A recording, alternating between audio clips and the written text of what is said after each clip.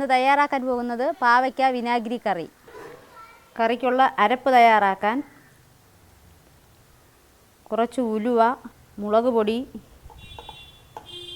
വെളുത്തുള്ളി, കടുക്, ജീരകം, ഇഞ്ചി ഇത്രയും കുറച്ച് വിനാഗിരി ചേർത്ത് നല്ലപോലെ അരച്ചെടുക്കണം.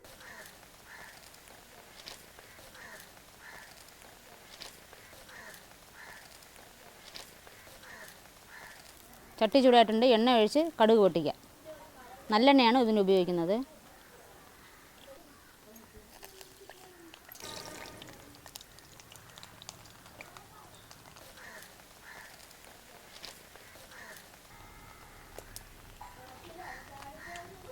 കടുക് പൊട്ടിയിട്ടുണ്ടെങ്കിൽ സവാള ചേർത്ത് വഴറ്റാം.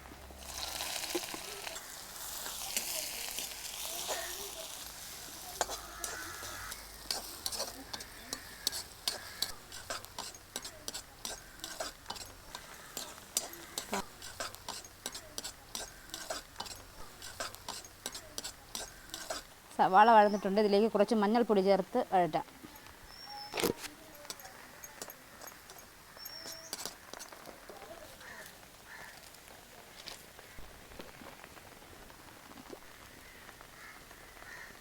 മഞ്ഞൾപ്പൊടിയുടെ പച്ചമണം മാറിയിട്ടുണ്ട്. ഇതിലേക്ക് അരച്ച അരപ്പ് ചേർത്ത് ഇളക്കാം.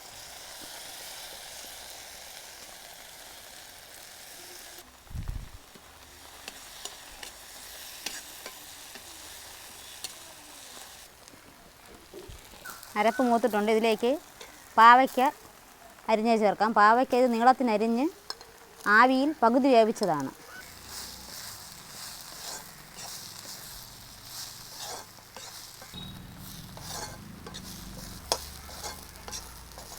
ഇതിലേക്ക് ആവശ്യത്തിന് വെള്ളം ഒഴിച്ച് മൂടി വെച്ച് വേവിക്കാം.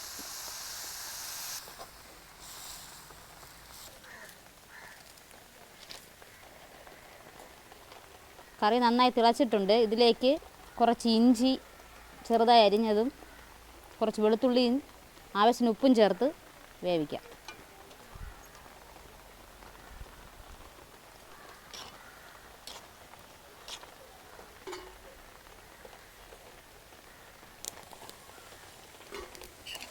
കറി നന്നായി കുറുകിയിട്ടുണ്ട്. ഇതിലേക്ക് ഇനി അല്പം വിനാഗിരിയിൽ കുറച്ച് പഞ്ചസാര ചേർത്ത് ഇതിലേക്ക് ഒഴിച്ച് കറി വാങ്ങിയെടുക്കാം.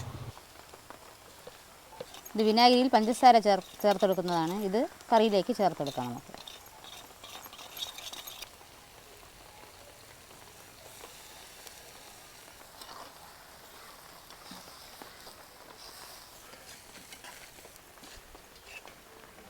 പാവയ്ക്ക വിനാഗിരി കറി റെഡിയായിട്ടുണ്ട്.